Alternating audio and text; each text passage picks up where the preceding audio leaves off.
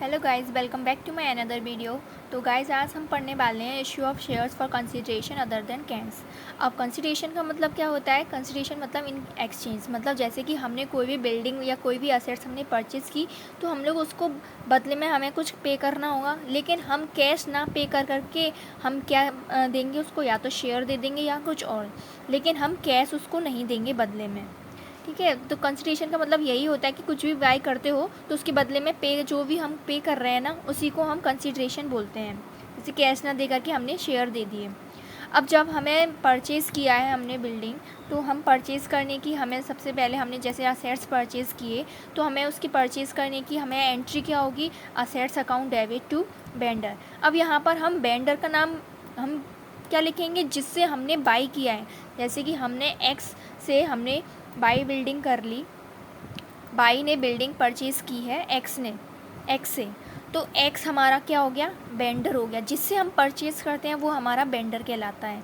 तो हमने जो भी असेट्स परचेज़ किए या डायरेक्ट हम वो लिख देंगे, या हम असेट्स के नाम से एंट्री करेंगे तो assets account debit to vendor. Vendor में हमेशा याद रखना हमने जिससे बाई किया है वही आएगा। अगर नोट ये कर लेना कि अगर if it is a running business, अगर वो चलता हुआ बिजनेस है और हमने वो ख़रीद लिया, जैसे कि जो बाई का बिज़नेस था वो एक्स ने परचेज़ कर लिया, अब उसमें जितने भी उसके असेट्स एंड लाइबिलिटीज़ होंगे वो सब एक्स के पास चले जाएंगे। रनिंग बिजनेस होगा तब ऐसा होता है। तो जब रनिंग बिजनेस होगा तो एंट्री क्या होती है? Assets account debit to liabilities and vendor.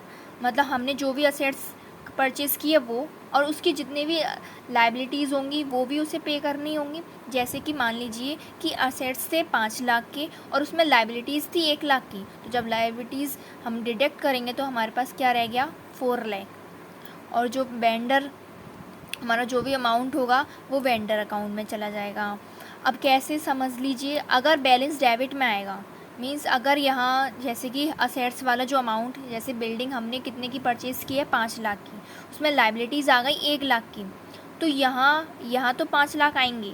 अब यहाँ 1 लाख हुए क्रेडिट में, और वेंडर का अब यहाँ कितने का डिफरेंस आ रहा है? इन दोनों में 4 लाख का डिफरेंस आ रहा है। तो 4 लाख हमारा क्या हो जाएगा? Vendor account. अब ये वेंडर यहाँ कैसे जाएगा? तो यहाँ अगर कोई भी गड़बड़ करता है तो हम क्या करते हैं? यहाँ हम उसको करते हैं कैपिटल रिजर्व के नाम से। अगर यहाँ डेबिट साइड में गड़बड़ करता है तो हम उसको लिखते हैं गुडविल के नाम से। जैसे अगर बैलेंस डेबिट में आएगा, मतलब जो भी बैलेंस यहाँ, क्योंकि हमें दोनों साइड इक्वल लानी होती है, तो अगर बैलेंस डेबिट में आ रहा है तो गुडविल अकाउंट के नाम से एंट्री होगी, और अगर बैलेंस क्रेडिट में आ रहा है तो उसकी एंट्री होगी कैपिटल रिजर्व के नाम से। ओके, समझ में आ गया होगा आई थिंक। ओ, तो अब हम करते हैं पेमेंट की एंट्री। जब अब हमें पेमेंट भी करना होगा, जब हमने कोई बिल्डिंग या बिज़नेस वगैरह को भी हमने उससे जब परचेज़ किया है तो हम उसका पेमेंट भी करेंगे। तो पेमेंट करने के लिए एंट्री क्या होती है? फॉर पेमेंट की एंट्री क्या होगी? वेंडर अकाउंट डेबिट टू, अब bank, BP and share capital. Bank हम जब करते हैं जब हमने चेक के थ्रू पे किया हो, और बीपी जब हमने बिल के थ्रू पे किया हो, और शेयर कैपिटल जब हमने उसके बदले में उसको शेयर्स दे दिए हो पार पर। अब अगर हमने पार पर ना दे करके हमने अगर प्रीमियम पर दिए हैं तो उसकी एंट्री अलग होगी। पहले इसी को समझिए, हमने किससे परचेज़ किया है हमें उसी को तो पैसे देंगे। जैसे हमने एक्स से बिज़नेस परचेज़ किया था तो हम एक्स को पैसे देने वाले हैं। तो वेंडर अकाउंट डेबिट टू, अब हम किसके थ्रू पे कर रहे हैं ये हमें पता होना चाहिए।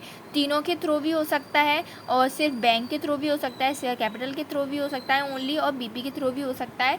किसी भी तरीके से हो सकता है, तीनों के थ्रू या इन दोनों के थ्रू या इन दोनों के थ्रू, किसी की भी थ्रू।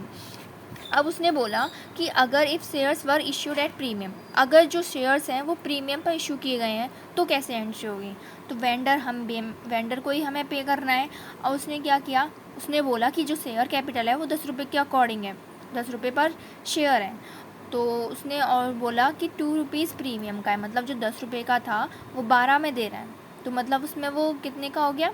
2 रुपीज़ प्रीमियम हो गया। तो 2 रुपीज़ हमारा जो प्रीमियम होगा वो हमारा सिक्योरिटी प्रीमियम रिज़र्व में जाएगा। ये SPR मतलब होता है security premium reserve. Share capital में हमारा वही अमाउंट रहेगा जो कितने रुपीज़ के हिसाब से है।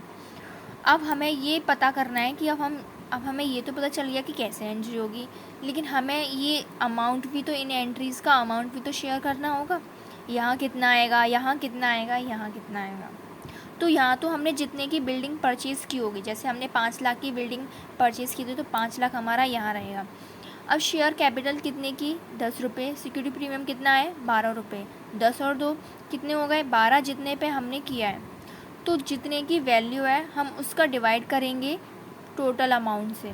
कितना आया, 12 का हम डिवाइड कर देंगे 5 लाख से। जो भी आएगा वो हमारी share price, number of shares निकलेंगे। ये नंबर ऑफ़ शेयर्स का फॉर्मूला होता है amount payable value of share, जिसमें इंक्लूडिंग प्रीमियम होगा। जो भी हमारा प्रीमियम है वो इंक्लूड होगा। ठीक है। अब जैसे कि अब मैं आपको एक क्वेश्चंस के थ्रू समझा देती हूँ, अगर ऐसे समझ में नहीं आ रहा तो। जैसे कि X limited purchased a building of Y limited for 9 lakh payable in fully paid shares of 10 rupees each. What entries will be made in the books of X Limited if shares are issued at par or at a premium of 25%? अब जैसे X ने purchase कर लिया bye limited का, by से purchase किया X ने, उसका बिज़नेस कितने लाख का, 9 लाख का। उसने सारा कैसे पे किया है, शेयर्स के थ्रू, ना उसने चेक के थ्रू किया है ना बिल के थ्रू, ओनली शेयर्स के थ्रू। और कितने रुपए ईच है, 10 रुपीज़ ईच। ये हर क्वेश्चन में लिखा होगा। अब तो हम इसकी एंट्रीज, हम सबसे पहले किसकी एंट्री करते हैं, परचेज़ करने की। हमने क्या परचेज़ किया है, बिजनेस में असेट्स अकाउंट डेबिट किससे परचेज़ किया है, बाई लिमिटेड से। तो टू बाई लिमिटेड कितने का, 9 लाख का, तो 9 लाख से 9 लाख। अब पेमेंट की एंट्री करनी है, तो पेमेंट की एट पार। तो एट पार के लिए हम क्या करते हैं, जिससे हमने बिज़नेस किया हम उसको ही तो पे करेंगे। तो by limited account to share capital, हमने शेयर कैपिटल के थ्रू पे किया है, पूरा payable in fully paid shares है, तो पूरा शेयर कैपिटल के थ्रू पे किया है, तो पूरा 9 लाख से 9 लाख। अब उसने बोला कि एट अ प्रीमियम ऑफ 25%। जब 25% होता है तो जब हम वाई लिमिटेड अकाउंट डेबिट, तो हम क्या करेंगे, टू शेयर कैपिटल और टू SPR। अब हमें ये देखना है, उसने क्या बोला 25%, तो 10 का 25 क्या होता है, 2.5। ओके, तो हमारा जो SPR में वो अमाउंट कितना होगा, 2.5 रुपीज़ के अकॉर्डिंग। अब 10 हमारा ये है, 2.5 हमारा सिक्योरिटी प्रीमियम रिजर्व का, तो 10 और 2.5 कितना हो गया, 12.5। तो जो 12.5 होगा वो इधर रहेगा, मतलब इसका जो है ये यहाँ तो पूरा टोटल 12.5 रहेगा, लेकिन हमने इसको कैसे पर्च किया है, 10 इधर और 2.5 इधर। लेकिन अब हमें ये अमाउंट कैसे निकालना है वो जानना होगा, तो उसके लिए हम नंबर ऑफ़ शेयर्स का फॉर्मूला लगाएंगे। हमने कितना पे किया है, 9 लाख।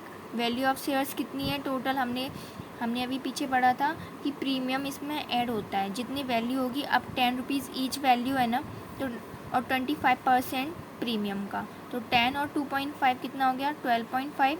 तो जब हम इसका डिवाइड करेंगे तो हमारा 72,000 शेयर आ गया। अब हमने यहाँ कितने का है, 10 रुपीज़ के अकॉर्डिंग, तो 72,000 का 10 से मल्टीप्लाई करेंगे तो हमारा आया 7,20,000। और सिक्योरिटी प्रीमियम रिजर्व का है 2.5, तो 72,000 इंटू 2.5 कितना हो गया, 1,80,000। तो ये थी हमारी आज की वीडियो। आई होप गाइज आप लोगों को समझ में आई हो, और अगर आपको अच्छे से समझ में आया तो प्लीज़ लोगों के साथ, अपने फ्रेंड्स के साथ में शेयर कीजिए, और वीडियो को लाइक शेयर एंड सब्सक्राइब ज़रूर करना ना भूलें। Bye bye.